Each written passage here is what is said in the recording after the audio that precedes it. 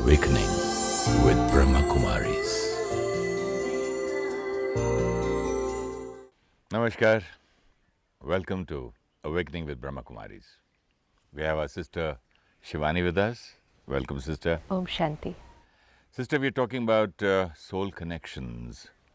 And in the last episode, we were speaking about children, parents, and how they criticize a child, how they deal with a child, and the relationship of a child and a parent should be of soul to soul, as soul connections, and the parent should not see a child as a child, not the body but a soul.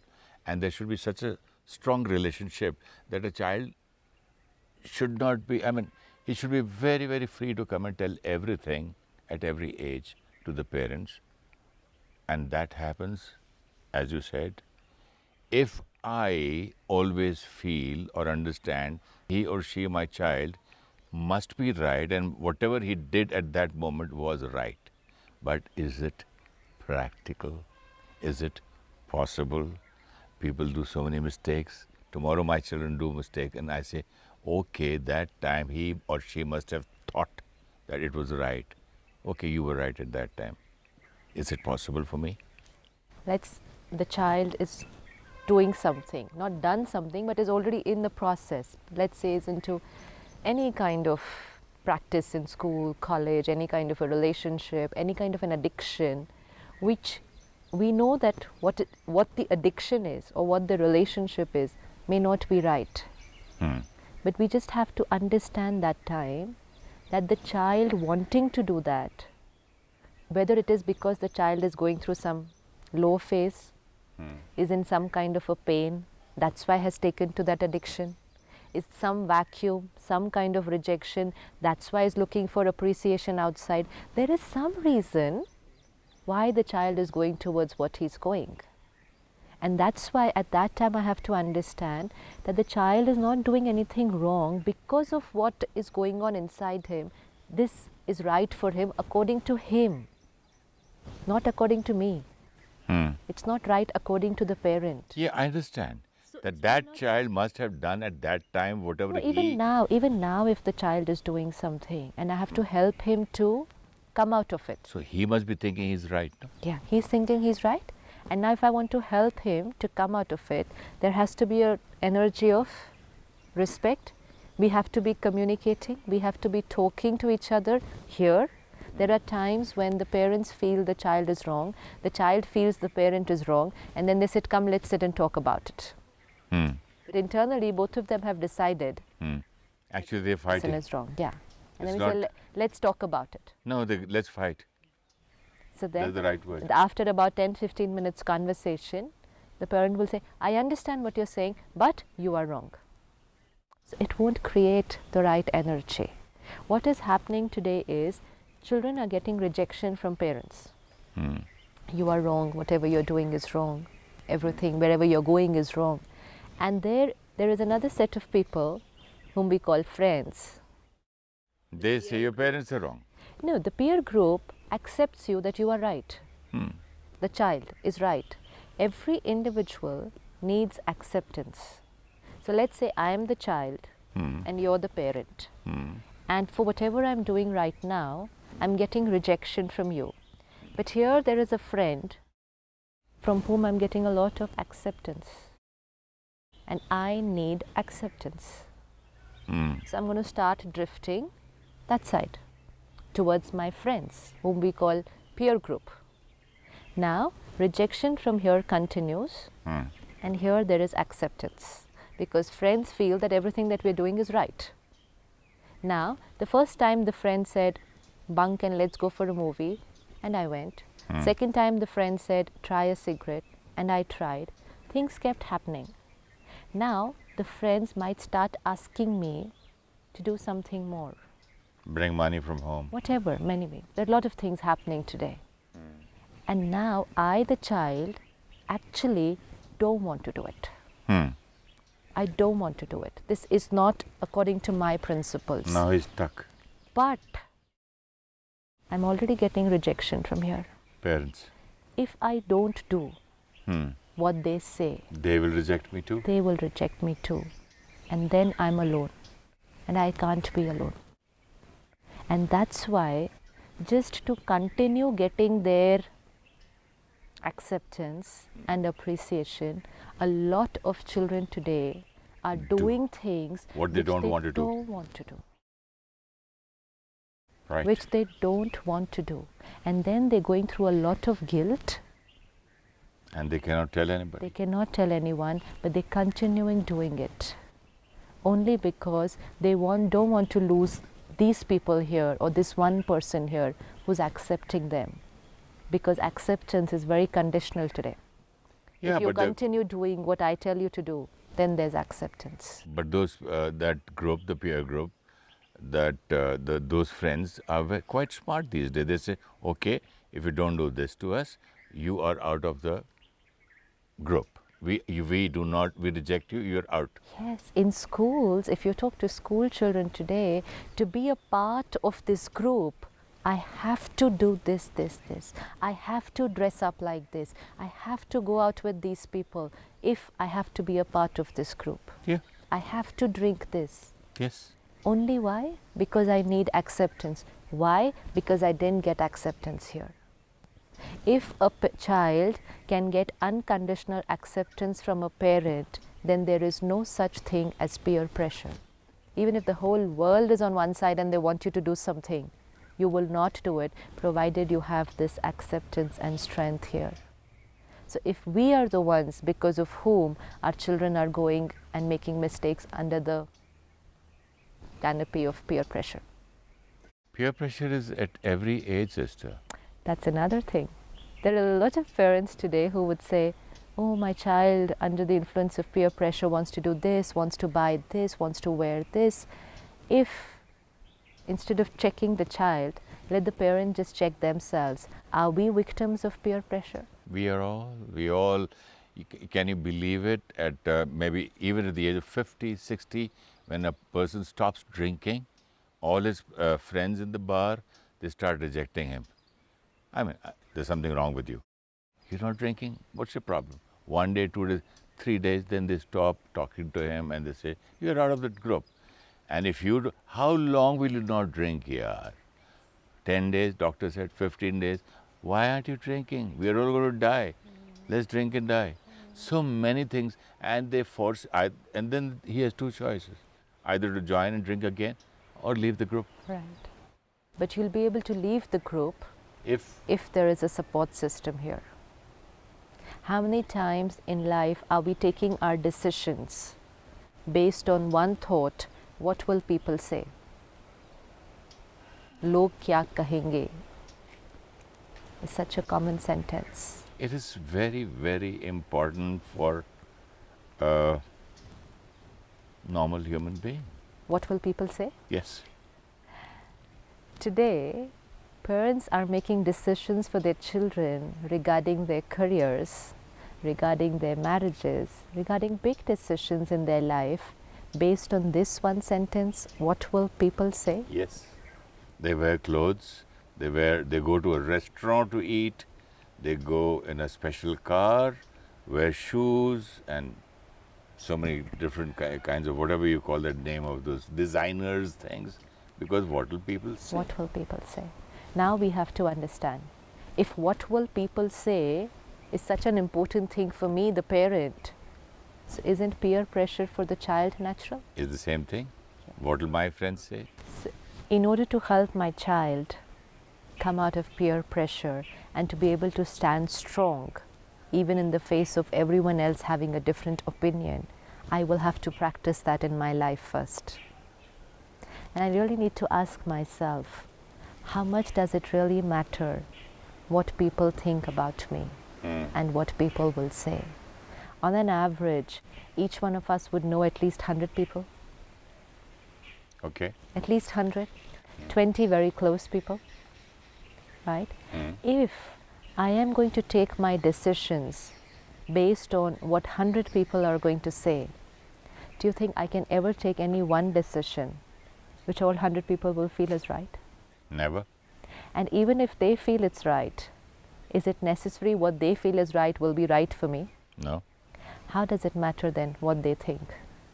I've never analyzed like that, but this is how the world moves. Only because of one reason. Because when I was a child, my parents taught me that my self-esteem is based on people's acceptance.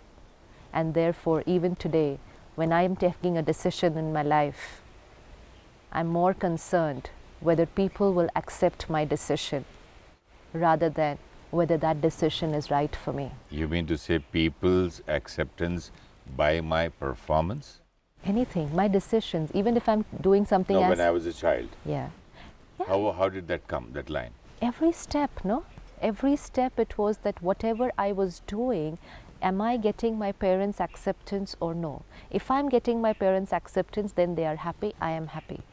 And so I made a belief system that my happiness is going to be dependent on people's acceptance. So you mean to say the parents, if they do not have unconditional acceptance, then this child is going to grow like this. Yes. And will have kind of a pressure. Right. And will live only with this Always problem, that what will people say. Always, at every step, we are taking our decisions based on what will people say, because we are there in the process more of pleasing other people. Because if they will be pleased, then they will be happy. And if they will be happy, then I will be happy, is the mantra I learnt when I was a child. And then I don't have the courage to stand on my principles. Don't have the courage to take decisions which are right for me. I really wish that I had met you when my kids were small and we had done this kind of these things. And But you can still do that with them. yes, I'm just going to think how to do it at this age when the children are grown up. It's not about the age. Even if the patterns are deep, even if they have been there for a very, very long time, it's one thought away to break the cycle. And what is that thought away? Now, if I understand that my decisions are my responsibility for my happiness and for my children. You know, we get so many emails today where two common problems which children are facing is their decisions about their career and their decisions about their marriage partner. And in both the cases, the parents are just not agreeing to the choice of the child only because what will society say? There has been, in the recent last couple of months, there have been a large number of incidents where in the name of honor killing, parents have gone to the extent of having their children murdered because what will society say when the child has married against the norms of that particular village or that social circle? How far can we go? Just because what will society say? A parent can go to the extent of getting a child murdered. But society will say something or the other every time. Exactly. Whatever you do. Exactly. Good, bad, or whatever you do, they'll say something. Exactly. Because out of the 100 people, they will always pick up the worst point in you. It's not only that, they have an opinion. Yeah, but usually their opinion is negative. Not necessary. Their Usually, opinion, no, their opinion is not negative. Their opinion is just different. It's like if you're wearing a white shirt and I can come up and say, do you know what, white doesn't look very nice on you, probably you should try grey. And someone else will come and say, no, I think blue would look better. And the third will come and say, black would look really nice. And the fourth will come and say, white was looking really nice on you. They're I'll not wear negative. white with lot of straps on that. Blue, black, all That's one, exactly. one. And in the process, I've forgotten which color do I like? What is right for me? What was my choice? Where is my happiness? Because I'm taking my decisions based on what other people will say. Other people are not negative. They're only different. And they are entitled, they are allowed to be different because we have different thought processes. But I will have to take the decision only based on what is good for me and my family. What I was saying is, you're so right that, you see, if you're strong enough within, then what people say doesn't matter. I should be able to stand on my principles if I feel they're right, even if I have to stand alone. And even when, supposing later on I realized that it was wrong. Never mind, it was my decision. This is where it is. When parents are helping children to take decisions in life, They're big decisions. Helping or forcing? That's the question. We think that we know what's best for the child. So we will take the decision for them. And then the decision is taken and imposed on the child, whether the child is willing or no. But it would be so beautiful if first the parents allow the child to take the decision. And if they are not comfortable with the decision that the child is taking, they continue having a conversation till the child agrees to what they want. So that the decision is not the parent's decision, but the child has to feel that it was his decision. Yes, you're right. We have children who get admission in IITs and IIMs or any other professions where they didn't want to go there, but they're there today. And you know something, they just are not able to study. They just don't do well. In spite of getting in the top colleges of the country, they're not able to study.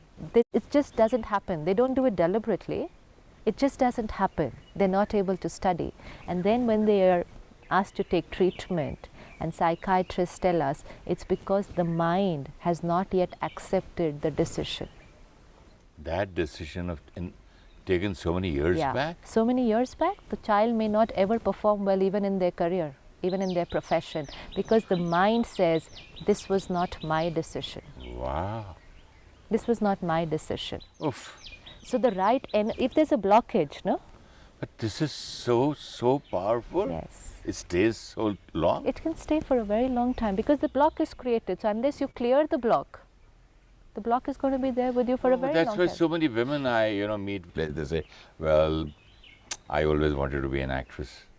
I couldn't do it because so much of pressure. She has not still forgotten. She would still dress that way, think and talk all the time. She's married, children, old. But so many have told me, I always wanted to be an actress. I always wanted to be on screen, but my parents never allowed me. This can stay for a very, very long time and probably for a lifetime and carry forward to the next birth, the blockage. And I hope they become actors then. It's not about that, the mind will forget what the blockage was about. The mind will only remember, I did not get to do what I wanted to do. Okay, but what is not? Might not be. It's an emotional blockage that will happen. I did not get to do what I wanted to do. So? Somebody else's decision was imposed on me. This blocks my creativity. Poor me. Yeah. So this becomes a victim feeling. So even if we are guiding our children in the most important decisions in their life, keep on guiding till the decision becomes theirs. Go on talking and discussing and taking advice from everyone, sharing, brainstorming, do everything till the child feels and is convinced that it is my decision. If the child gets into doing something thinking that it is the parent's decision, one, it will be a blockage, and second, like you said, if the decision is not right, there are going to be consequences of our decisions. But if it's my decision, I'm ready to face the consequences. My choice. Yeah. But if it was somebody else's decision, then the smallest obstacle, and I say, I don't want to do it. I anyways don't want to do this. This happens even in marriages. The child, smallest obstacle in the new relationship. I never wanted to marry. I was not interested. I didn't want to do this. This is just arranged, forced. Yeah. So it has to be the child's decision. This is a very big role. Parents feel that, the child is their property. And whatever, and it's a very pure intention. The intention of the parent is very pure. I don't want my child to. Not necessarily very pure intention. It can be that the parent's ego. Otherwise, that honor killing won't be there. Yeah, but so many times my child not listening to me, I decide for you. That's not a pure intention. But I decide for you because I know what's good for you. No, not necessary. That's what the parent feels. It can be the peer pressure on the parent also. But he can be a victim also. Even under peer pressure, the parent feels that this whole society feels that this is good for the child, so this is good for the child. I know what is good for the child. We live in the society, we have to be. So I have a logic for it. The parent has a good amount of logic for it. But the intention is always this, I know what's good for the child. And then the decision will be imposed. But do I know what is good for me or myself? That's important. And then the relationship between the two souls, this gets affected. So the parents will have to now open up to the process of moving from ownership of a child to being a guide and a facilitator. Spirituality teaches us a very beautiful thing. I don't own the child. I'm on my journey, and this soul is on his journey. And both of us have come together into this role of a parent and a child. So my role is to facilitate this soul on its journey. The soul might make mistakes. And even if he makes mistakes, I should be there to support. That's my role, because a parent is a facilitator and a guide, not an owner. That's his job of the parent. A facilitator and a guide. Not owns the property. It's not. We don't own anything. A soul doesn't own anything. I like that line of yours when you say, keep on brainstorming, keep on discussing, keep on talking, take other people's guidance, maybe a guru, friends, everybody, till the child makes that as his own decision. But this requires patience, this requires understanding, and this requires respect for the soul. What parents try to do today is they think that they know the best for the child, which is true. They do know what is the best for the child, but they know the best from their perspective. It's from their perspective the best for their child may not necessarily always be the best for the child. And finally, it's the child who has to go on that journey, not I, the parent, who has to go on that journey. So even if I choose the best path for the child, it's like if you choose this path for me to walk from here to there, it's a beautiful path and you've chosen the best path possible, but finally I have to walk. And my walking will only depend on my strength. And if I'm not strong enough, I can fall down after 100 meters. Maybe you cannot cross that long line. I will not be able to do it because I was not empowered. So let's respect our children. They might make mistakes. No one has had a perfect journey. There have been obstacles, but if empowered, they will cross every obstacle. And if disempowered, no obstacle also will become an obstacle because I don't have the strength. So it's not important to find the best path because I can never find the best path. But yes, it's important to create a strong child who will walk his own path. So let's empower our children, make them strong to create their journey, be there on the journey. If they're about to fall, we're there to hold their hand. And when they fall, instead of holding their hand, if we stand there and say, I told you, I told you not to do this, we are again disempowering them. This can be a very damaging sentence for anyone. I told you, na? I told you the other option was better for you. They've gone into guilt, shame, and again pain. We have to remember our role always for the child, empowerment, empowerment, empowerment with love and support. They will make mistakes. We all make mistakes. And when we make a mistake, all that we need is support, not advice. And love. That's there in the support, not advice, and definitely not criticism that I told you, you will make a mistake. I told you, you will not be able to do this. Our respect for them has to be constant. For any soul, respect for any soul, even if they make a mistake, let's continue giving that respect. Because if we withdraw respect when somebody makes a mistake, then we're only empowering their guilt and shame. Let's not do that to anyone. It can be very, very damaging for them. And if we have done that already, in the next episode, I want you to tell me how to rectify. Okay, sure. Because at that time, you never told this all this to us.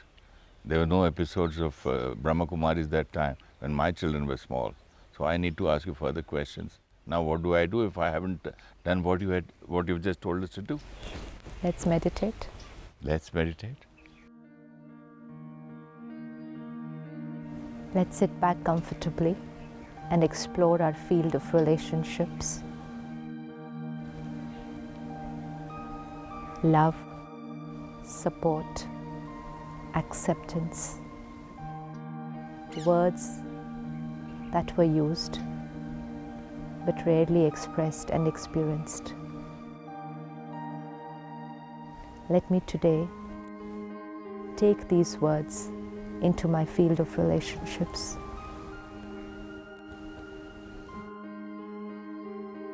People around me will make mistakes. They are on their journey.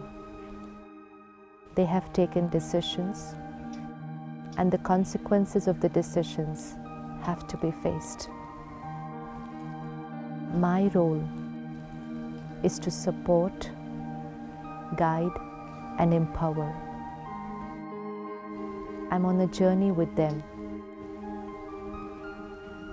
a journey of unconditional acceptance and love. My role is to be a facilitator and a guide as they walk their path. My responsibility to strengthen the soul on the journey, not decide the path for them. I'm there to share, not to dictate. I'm there to love and to support unconditionally. Om Shanti.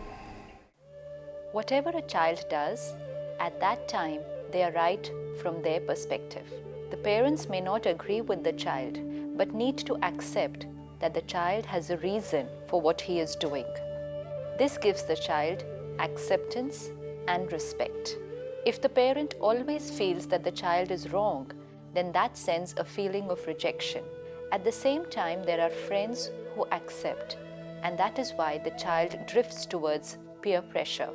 The child then forces himself to do even that what he does not want to do, so that he does not lose the acceptance of friends.